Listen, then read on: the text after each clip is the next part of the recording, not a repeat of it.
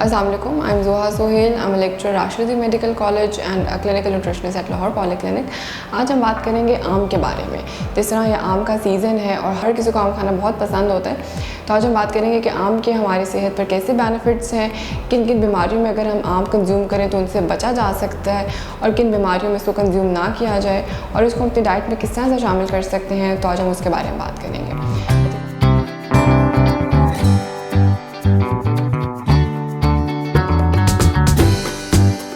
अच्छा, सबसे पहले तो ये कि आम में हमारे पास विटामिन सी और विटामिन ई बहुत अच्छे अमाउंट में मौजूद है। विटामिन सी, विटामिन ई दोनों एंटीऑक्सीडेंट्स हैं, यानी कि ये हमारी बॉडी में जितने भी ऐसे मादे जो बॉडी में कोई भी मसला क्रिएट कर सकते हैं उनको बाहर निकालने में हेल्प आउट करते हैं। जिस तरह से बहुत से लोगों को स्किन रिलेटेड इश्यूज़ आ जाते हैं, एजिंग का मसला आ जाता है, उनकी स्किन के ऊपर हीलिंग इश्यूज़ आ रहे होते हैं कि भाई कहीं कोई ज़ख्म हो गया तो स्किन हील नहीं हो रही, उन लोगों के लिए मैंगो बहुत अच्छा है, क्योंकि मैंगो हीलिंग के अंदर जिसमें विटामिन सी मौजूद है वो हीलिंग में बहुत ज़्यादा हेल्प आउट करता है। और विटामिन ई और सी का कॉम्बिनेशन जैसे कि इसमें मौजूद है, तो ऐसे पेशेंट्स जिनको कैंसर्स हैं, डिफरेंट टाइप्स ऑफ कैंसर्स लोगों को होते हैं, ब्रेस्ट कैंसर है, ओवेरियन कैंसर है, लंग कैंसर है, कॉलन कैंसर है, किसी भी किस्म के कैंसर पेशेंट्स अगर मैंगोज़ को अपनी डेली रूटीन में अपने कंसल्टेंट की रिकमेंडेशंस के साथ कंज्यूम कर रहे हैं तो उनकी हेल्थ पे बहुत अच्छे उसके बेनिफिट्स नज़र आते हैं। इसके अलावा मैंगोज़ में हमारे पास फाइबर बहुत अच्छी अमाउंट में मौजूद है। बहुत से लोग जो कंप्लेंट करते हैं कि हमें कॉन्स्टिपेशन का इशू बहुत टाइम तक रहता है, अगर वो इस सीजनल फ्रूट को अपनी डाइट में एडअप करते हैं तो कॉन्स्टिपेशन का जो इशू है वो उनका बहुत जल्दी रिजॉल्व आउट होना शुरू हो जाएगा। इसके अलावा मैंगोज़ में हमारे पास एक बहुत अच्छा विटामिन ए मौजूद है। विटामिन ए एक ऐसा विटामिन है जो कि हमारी बॉडी में जिन लोगों को नज़र के मसले होते हैं, यानी कि जिनको नज़र या रात के वक्त आना कम हो जाता है, या बहुत से लोग कंप्लेंट करते हैं कि हमें आंखों में बहुत ज़्यादा ड्राइनेस रहती है, तो उसके लिए वो कोई ड्रॉप्स यूज़ कर रहे होते हैं। तो अगर ऐसे लोग मैंगो जब सीज़न में आता है तो उसकी कंजम्पशन को ज़्यादा करेंगे तो इस तरह का जो मसला है वो उससे बहुत जल्दी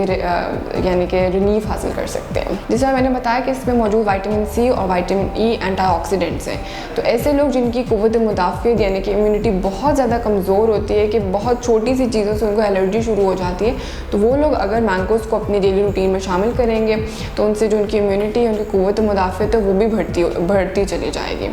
इसके अलावा बहुत से लोगों को हाइपर कोलेस्ट्रॉलीमिया का मसला होता है, यानी कि उनकी बॉडी में जो कोलेस्ट्रॉल है, जो लिपिड प्रोफाइल है वो बहुत ज़्यादा बढ़नी शुरू कर जाती है, और जो अच्छा कोलेस्ट्रॉल है जो हमारी सेहत के लिए अच्छा वो कम होना शुरू हो जाता है। तो मैंगोज़ में मौजूद जो फाइबर है वो ऐसा कोलेस्ट्रॉल जो हमारे दिल के लिए, हमारी बॉडी के लिए बहुत बुरा है, उसको वो बाहर निकालने में हेल्प आउट करता है। तो अगर ऐसे लोग जिनको कोलेस्ट्रॉल का इशू है वो अपनी रिक्वायरमेंट के अकॉर्डिंग अगर मैंगोज़ कंज्यूम करेंगे तो वो इस मसले से बिल्कुल बहुत जल्द निजात हासिल कर सकते हैं। इसके अलावा डायबिटिक पेशेंट जिनको शुगर का मसला होता है, दिल तो उनका भी करता है मैंगोज़ खाने का, आम खाने का, लेकिन उनके लिए ये होता है कि हम लोग उनकी रिक्वायरमेंट के अकॉर्डिंग उनको मैंगोज़ रिकमेंड करते हैं कि बहुत ज़्यादा ना चले जाएँ, बहुत कम ना चले जाएँ, तो एक सर्टेन अमाउंट में उन्हें रिकमेंड करते हैं। क्योंकि कुछ पेशेंट्स मेडिसिन के ऊपर होते हैं, कुछ पेशेंट्स इंसुलिन के ऊपर होते हैं, तो उनकी इंसुलिन को देखते हुए, उनकी मेडिसिन की डोजेज को देखते हुए हम उनको मैंगोज़ रिकमेंड करते हैं। तो सेल्फ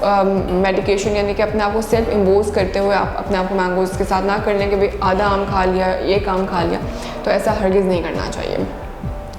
इसके अलावा मैंगोज़ को अपनी डाइट में किस तरह से शामिल कर सकते हैं, ये भी एक बहुत इंपॉर्टेंट क्वेश्चन है, क्योंकि हर बार दिल नहीं करता कि आप एक होल मैंगो कंज्यूम करें। तो उसमें यह है कि आप मैंगो की प्यूरी ले सकते हैं, जैसे कि बच्चों के दांत नहीं होते तो मैंगो को च्यू करने में थोड़ा इशू कर रहे होते हैं और उस वक्त उनकी इम्यूनिटी भी थोड़ी वीक होती है, तो उनकी इम्यूनिटी को हम एनहांस करने के लिए उनको मैंगो की प्यूरी बना कर दे सकते हैं। सेम केस ओल्डर एडल्ट के साथ भी है। मैंगो शेक्स हम बना सकते हैं, मैंगो प्यूरी बना सकते हैं, इवन मैंगो का सालसा भी बना सकते हैं कि आप सैलड्स के ऊपर मैंगो के छोटे छोटे चंक्स करके अगर डाल लें तो वो भी बहुत अच्छा रहेगा। और बहुत से लोग मैंगो की चटनी या मैंगो का जैम इवन होममेड अगर है तो वो भी बहुत अच्छा है, क्योंकि जो चीज़ जितनी प्रोसेस्ड होगी, जितनी प्रिजर्व्ड होगी, उसमें उतना ज़्यादा नमक ऐड किया जाता है या एडिटिव्स ऐड करते हैं या स्टेबलाइजर्स ऐड करते हैं उसको स्टेबल करने के लिए, तो जो अगर वो घर की बनेगी तो वो ज़्यादा फ़ायदेमंद है एज़ कम्पेयर टू अगर आप उसको रेडीमेड ले रहे हैं। तो अगर मैंगो रिलेटेड आपने कोई भी क्वेश्चन करना है तो आप ज़रूर पूछ सकते हैं, क्योंकि बहुत थोड़े टाइम के लिए आते हैं तो हमें उस थोड़े टाइम के अंदर इससे भरपूर फ़ायदा ज़रूर हासिल करना चाहिए।